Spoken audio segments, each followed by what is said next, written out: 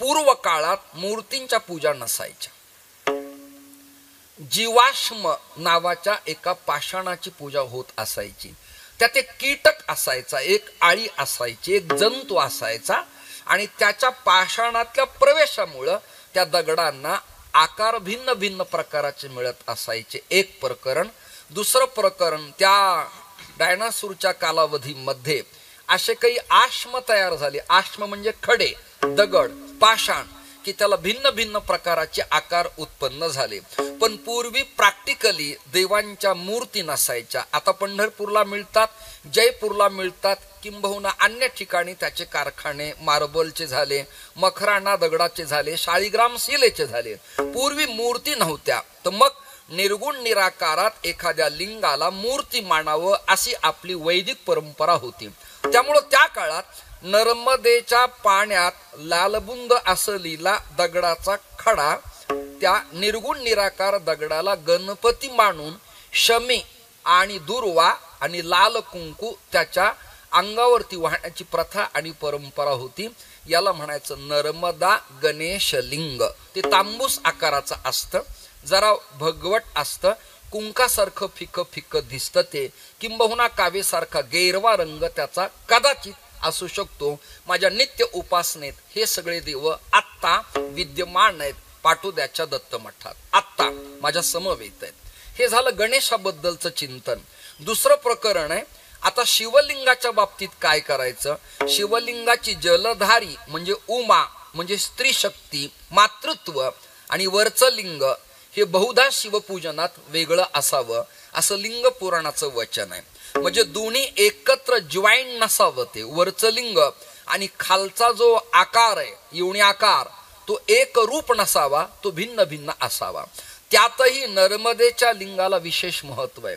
त्यातही वाळुकेचं लिंग केलं तर अधिक प्रभावी आहे. त्यातही शेणाच्या मातीला एकत्र कालून मृत्तिकेचं पार्थिव लिंग केलं ते अधिक फलदायी ठरतं. आणि साजूक तुपात बेलाचं फळ त्यात कालवून शिव शिव मंत्रानं यज्ञ स्वाहाकार करून त्यातली रक्षा भस्मधारण आपल्या कपाळाला केलं तर अत्यंत प्रभावी ते ठरतं. असं लिंग पुराणात भस्म प्रकरण बिल्व फळाचं मांडलेलंय आणि पार्थिव मातेच्या शिवलिंगाचं महत्व प्रतिपादन केलेलं आहे. माझा मुद्दा प्रकाशजी, आदरणीय विकास महाराज, समाधान महाराज इथपर्यंत आला की खालचं जे फाउंडेशन आहे ते स्वतंत्र असावं आणि त्यावर स्थापित केलेलं लिंग स्वतंत्र असावं. आज हे भुलेश्वर नावाचं देवस्थान आहे, तुम्ही जाऊन पहा, किंवा त्रिंबक तीर्थ क्षेत्रात तुम्ही जाऊन पहा. त्रिअंबक म्हणजे ब्रह्मा, विष्णू आणि महेश आपल्या पत्नीसह वर्तमान तिथे वास्तव्य करतात. अंबक म्हणजे स्त्री. आपल्या पत्नींना बरोबर घेऊन तिन्ही देवता त्रिकंटक नगरात त्रिंबकेश्वरला कुशावर्तेच्या चरण सान्निध्यात दादांच्या जवळ ब्रह्मगिरीच्या कवलगिरीच्या पर्वताच्या रांगेत आजही वस्ती करतात. शिवपूजनात किरणजी लिंग आणि खालची उमा वेगळे असेल तर माता भगिनींना किंवा पुरुषांना शिवाराधना करत असताना ते जास्त फलदायी ठरतं.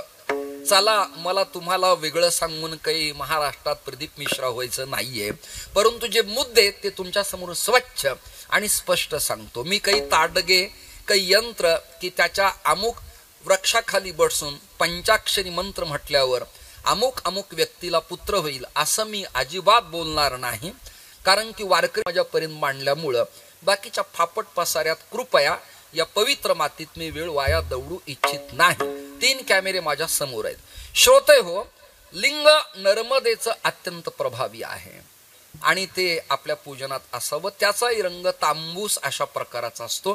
कधी कधी ते जांभळासारखं दिसतं, तशा पण आकाराचे. त्याला भिन्न भिन्न प्रकारचे उपजतच नैसर्गिक पट्टेत. त्याला कृत्रिमतेनं डिझाईन काढलेली नाही कुणी एखाद्या कारागिरानं, उपजतच आहे ते. नवनाथ बुवा आलेत काय? विठ्ठल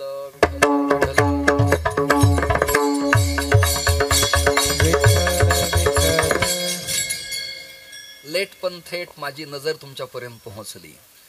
इकडे नाशिक प्रभागात येऊन निवृत्तीनाथ दादांना टाळणं संप्रदायाला बरं नाही. त्यामुळे सदाशिवाचा अवतार स्वामी निवृत्ती दातार, दातार म्हणजे देणारा, आणि त्याचं जे उपास्य आहे शिवतत्व त्याचं चिंतन मी करतोय. एक एक विषय झाला, गणपती झाला, शिवलिंग झालं. आता देवीबद्दल तुम्ही काय पूजा करणार? मूर्ती नाही, मूर्ती नाही, मूर्ती फार नंतरचं प्रकरण आहे.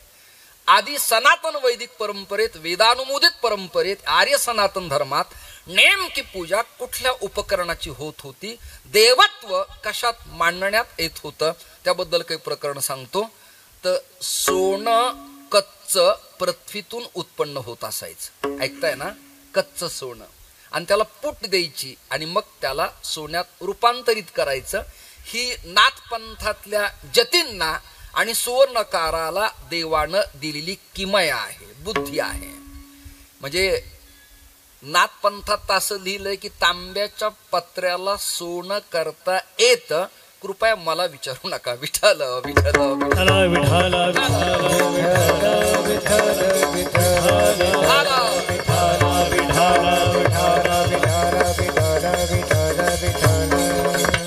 बधिराला चेतनत्व आणता येतं, चेतनत्वाला बधिरत्व करता येतं, मुक्याला बोलायला लावता येतं आणि बोलणाराला मुक करता येतं. एवढं सामर्थ्य काश्मीरी शैवागमनातल्या शांभवाद्वैत तत्वज्ञानात प्रतिपादन करण्यात आलेलं आहे. मग त्या काळात देवीची उपासना पूजा कशी करायची? सप्तशृंगीचा आकार नंतरचा, माहूरगड फारच नंतरचं, तुळजापूर नंतरच, करवीरवासिनी नंतरची.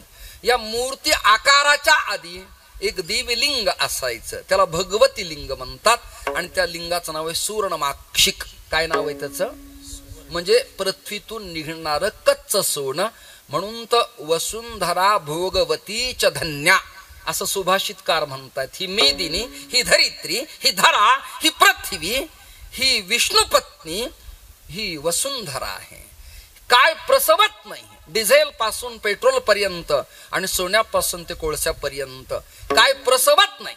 धान्यापासून ते थेट पल्लवींच्या पर्यंत आणि वादक गायकापासून ते नेत्यापर्यंत आणि अभिनेत्यापासून ते धर्मवेत्यापर्यंत काय प्रसवत नाही. वसुंधरा धन्य वतीच धन्या असं म्हटलेलं आहे. धन्य वसुंधरा आहे.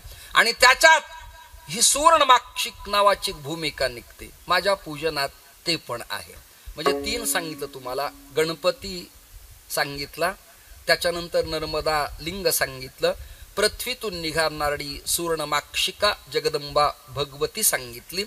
आंबा वरून सोलल्यावर कोय जशी खरबूड असते तसं किंबहुना शेताच्या बाजूला एखाद्या पर्वताच्या पायथ्याला जीसीबी लावून खांदत असताना मुरुमाचे थर जसे निघतात, अजून कसं सांगू स्वच्छ, तशा आकाराचा तो खडा असतो, त्याला सुवर्णमाक्षिका म्हणतात. 3 झाले.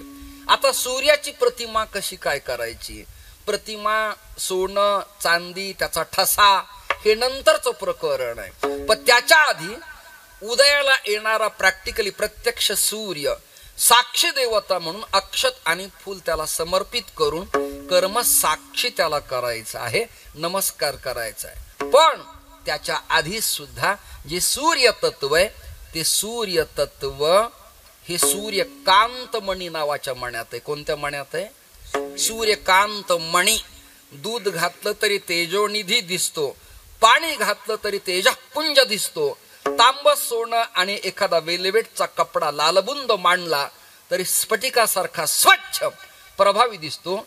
याला सूर्यकांत मणी म्हणतात. आता विष्णूच्या जागी ना रंगनाथ, ना विठोबा, ना कृष्ण, ना प्रभू रामचंद्र. मग काय?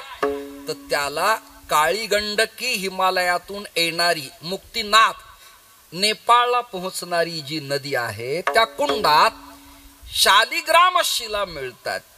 आणि त्या 24 शालिग्राम शिला जर आपल्या पूजनात कदाचित असतील, आपल्या पूजनात, तर 12 योजने यमयातना त्या परिसरात होत नाहीत असं शास्त्रकाराचं मत आहे बर का. या विष्णू लिंगाला म्हणतात शालिग्राम भगवान.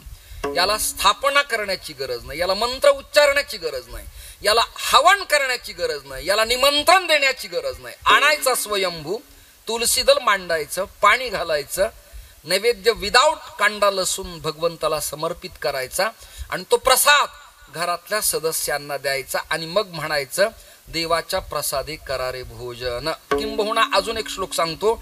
महाप्रसाद गोविंदे नाम ब्राह्मणी वैष्णवे स्वल्प पुण्यवताम राजम विश्वासो नैव जायते. आपला विश्वास संपादन करून घ्यायचा असेल तर त्याला तुलसी दल मांडलीला 40 ग्राम आपल्या घरात असला तर तो नैवेद्य आपण ग्रहण करावा. म्हणजे घरातल्याला शांती, सुख, ऐश्वर्य, समाधान, पद आणि पदवी, प्रतिष्ठा आणि वाणी, वाक्चातुर्य आणि वाजवणं, स्वर आणि ताल, गाणं आणि पेशकारी प्राप्त होते. विठ्ठल विठ्ठल विठ्ठल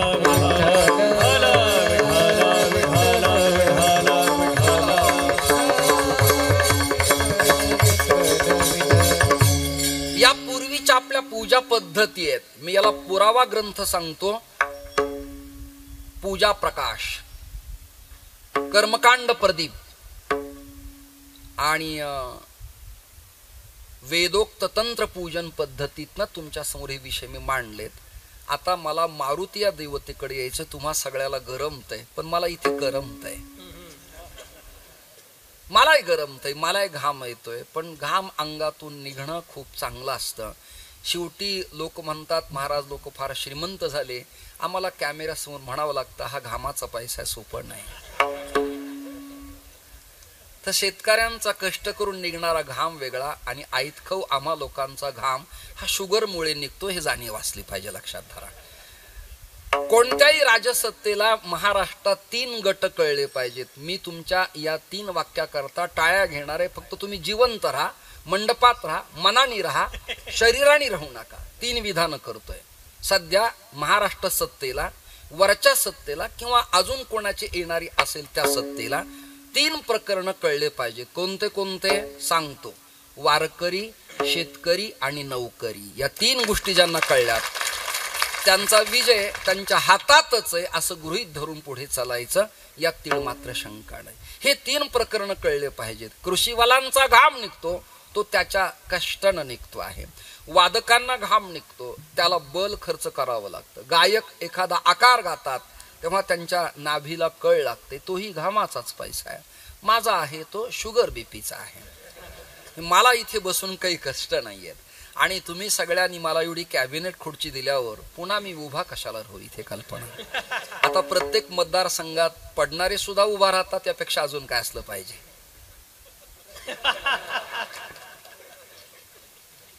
पडून इज्जत जाण्यापेक्षा आरंभालाच बसलेलं बरं हे मला कळल्यामुळं मी उभा राहिलो नाही. आणि तुमच्याच लोकाला तुमच्याकडे उभा राहायला चान्सेस नाही तर मला बीडवरून कसं उभा राहू देतील. म्हणून माझं मी स्वतःच कॅबिनेट तयार करून बसलेलो आहे. माझे जे विनोद आहेत ते नर्म विनोद आहेत. कळायला माणसं त्याला कानाणी जागी लागतात. जसं क्रिकेट खेळताना बॉल बॅटवरून आला की कॅच घेण्यासाठी विकेट किपर लागतो की नाही, पळत धावपळ करून जीवाचं रान करून कॅच घेणारा, तसं माता आणि भगिनी पुरुष लोक जे आहेत वाक्यरूपी तत्वज्ञानाचा बॉल माझ्या मुखातून आला की कान नावाच्या पात्राने कॅच करावा लागतो. याला रस खायला जिव्हा, ओठ, हात लागतात, पण भारतीय तत्वज्ञानाचा रस चाखायला कान नावाचं पात्र लागतं. ज्यांचे कान अपात्र आहेत त्यांना पात्र कसं वाढू मी. म्हणजे सगळं कीर्तन झालं त्याने म्हणायचं कोणता अभंग होता काही मेळ लागला नाही.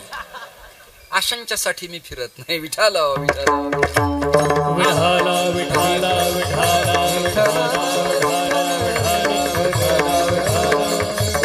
माग त्या नाशिक त्रिंबकला कुठेतरी एका साधूची आणि स्थानिक ब्राह्मण आणि संतांची भांडणं झाले. एबीपी माझाला ती क्लिप अजूनही व्हायरल होती आहे की मारुतरायाचा जन्म नेमका कोणत्या राज्यात मानावा, कुठे मानावा, तो जन्म नेमका म्हणजे किष्किंधेला मानावा की महाराष्ट्रात मानावा.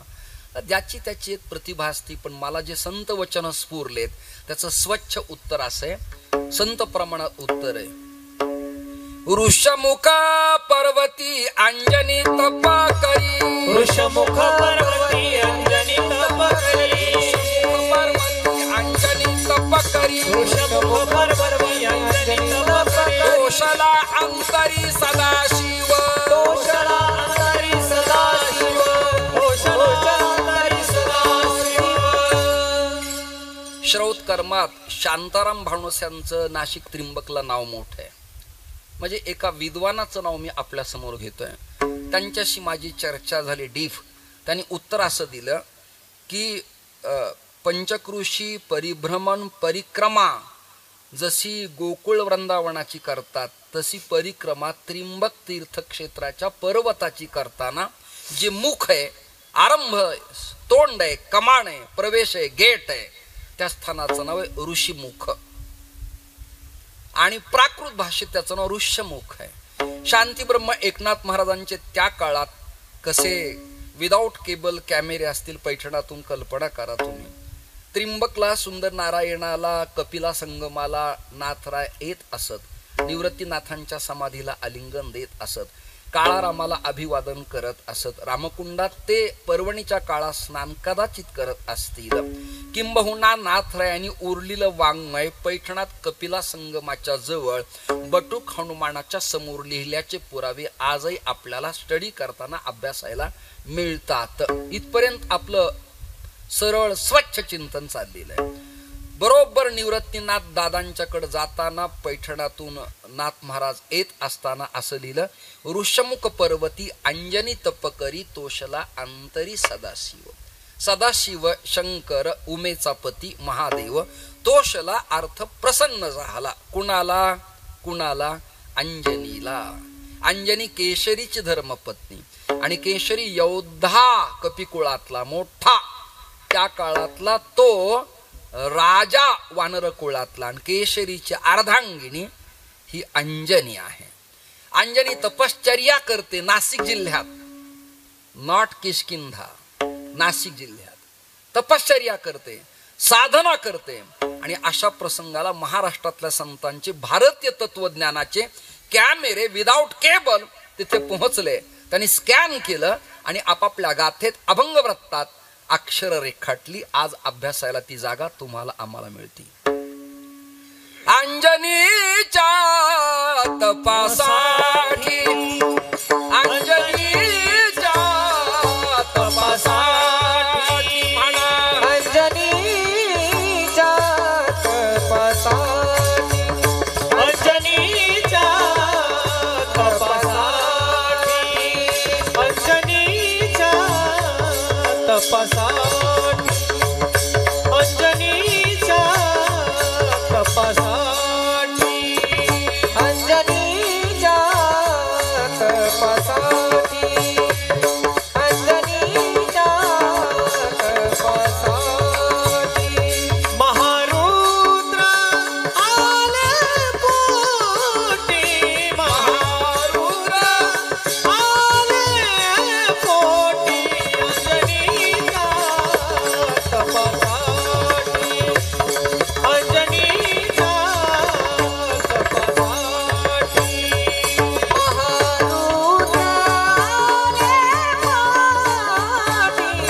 महारुद्र आले पोटी, अंजनीच्या तपासाठी, अंजनीच्या तपासाठी.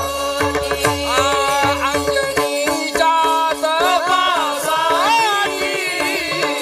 महारुद्र आले पोटी, महारुद्र आले पोटी, महारुद्र आले पोटी, अंजनीच्या तपासाठी, महारुद्र आले पोटी, महारुद्र आले पोटी, महारुद्र आले पोटी, आले पोटी. अंजनीच्या तपासाठी महारुद्र आले पोटी. तपश्चर्या केल्या विना नाथांचं वचन सदाशिव, तुकोबऱ्यांचं वचन महारुद्र. महारुद्र सदाशिव इक्वलेंटच अर्थ आहे, वेगळा काही नाही. माझ्याकडे मी खूप दृष्टांत बऱ्याच वेळेला सांगितला. एक ड्रायव्हर होता, आता खूप चांगला आहे, जुन्या ड्रायव्हर बद्दल मी बोलतो आहे. तो कदाचित पडल्या पडल्या पायवर करून गाडीतून ऐकत असेल. प्रपंचात सुनेला, ऐका ना यार, प्रपंचात ऐका ना प्लीज, प्रपंचात सुनेला, शेतात गड्याला, गाडीत ड्रायव्हरला, नेत्यानी कार्यकर्त्याला आणि बुवानी टाळकऱ्याला खूप प्रेमाने बोलायचं असतं. ते ज्यांना करता आलं नाही त्यांच्या सत्ता टिकत नाहीत. उगीच रागवायचं, चौकडा पाठ नाही, कशाला उभा राहिलात, नाटच तुम्हाला येत नाही, हा नाट कशाला लावायचा आहे? आपले लोक आहेत, आपल्या लोकांना प्राधान्य दिलं पाहिजे. माझं तर स्वच्छ मत आहे, परप्रांतातले महाराष्ट्रात साधू येऊन त्यांना 2 कोटी देण्यापेक्षा वारकरी संप्रदायातली पोरं श्रीमंत होत असतील तर आपण अत्यंत अंतःकरणानं त्यांना जिव्हाळा दिला पाहिजे. काय प्रॉब्लेम मला सांगा ना तुम्ही. हेच मी उभ्या महाराष्ट्रात तरुणांना तरुणींना माझ्या आयुष्यात कधी क्रॉसिंग केली नाही. तुम्ही मोठे व्हा, सदाचार पाळा, एवढीच अडचण आहे, बाकी काही नाही. सदाचार संपन्न जीवन जगलात की आपण प्रत्येकाला वाह क्या बात म्हटलं तर लोक आपले होतात. मी तुम्हाला काय दिलंय जीवनात? काही दिलं नाही, पण तुम्ही जे मला दिलंय, मी तुम्हाला दिलंय ते अलौकिक आहे. अलौकिक आहे शब्दाचा अर्थ शुद्ध, स्वच्छ, निर्वैर प्रेम आहे. अंडरलाईन, निर्वैर प्रेम.